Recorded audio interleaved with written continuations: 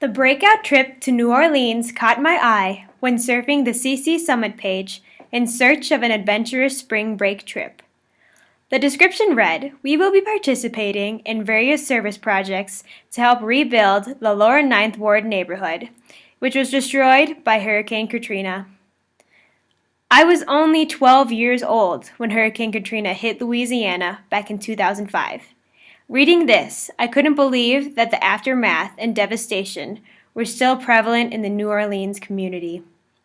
I found it incredible and unbelievable that Katrina had left such a scar on a community that so many call home. Intrigued, I wanted to find out more, so I applied. We got to explore the city of New Orleans for the weekend and get to know our new friends before we started our week of work at the Lower Nine. New Orleans was a really cool city with a lot of stuff going on. I really liked exploring the French district. It was really busy, but that kind of highlighted all of the great things about it. There were like tons of people and restaurants and beads. And everyone was just kind of enjoying themselves, like, all the time. We went there at night, we went there during the day. And even in less touristy places, like the Irish Channel, residents were, like, always outside on their stoops, like, talking and smiling. It's just a really happy environment. After our weekend of fun in the city came to an end, we began our servers work in the Lower Ninth Ward.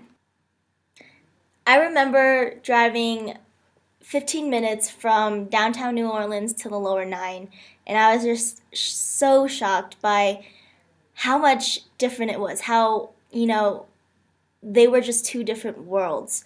And seeing the Lower Nine in such devastation, even after 5 years, was incredible, and it made me super sad, to see how far we've come and how far it's changed, but that there's still bits and pieces, like remnants of what really happened. In our time at the Lower Nine, we were put to numerous jobs around the Ninth Ward area.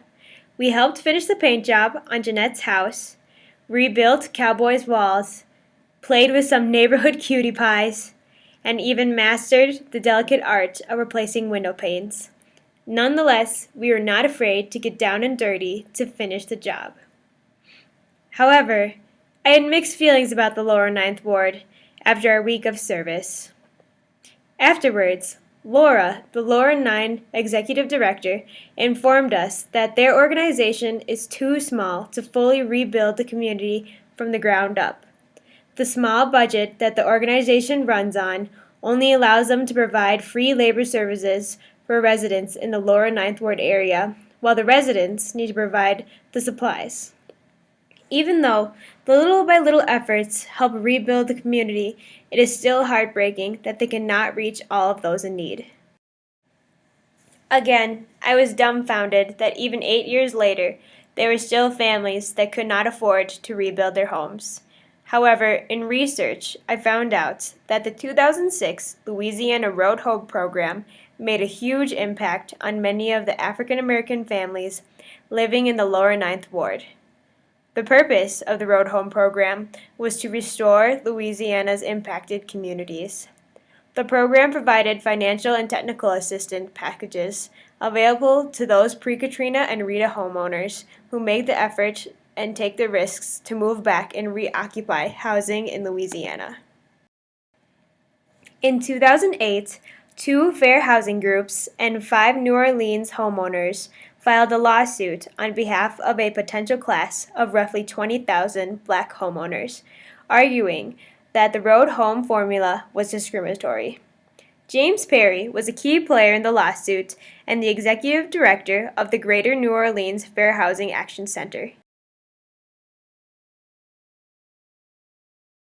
Inconsistently, housing discrimination has been a factor. But regretfully, the thing that's been different since Hurricane Katrina is that in addition to individual landlords and apartment complexes engaging in discrimination, it's been the acts of government entities and government bodies that's made it extremely difficult for people to recover. One specific example is the action of the Louisiana Road Home program. It's a program that was established to assist people in their recovery. When insurance companies didn't pay enough money to folks trying to recover, the Road Home program was supposed to step in and bridge the gap. We found in examining the Road Home program that its formula was discriminatory. The program made payments based on the value of a person's home. And so, based on the historic pattern of segregation in the city of New Orleans, if you had two identical homes, one in a white neighborhood and one in an African-American neighborhood, that sustained the exact same damage, the home in the white neighborhood generally got more money because it was worth more than the African-American home. And so the result has been that consistently, thousands and thousands of African-American homeowners have gotten less money under the Louisiana Road Home program. We estimate that it's as many as 20,000 homeowners who've been shorted by the program.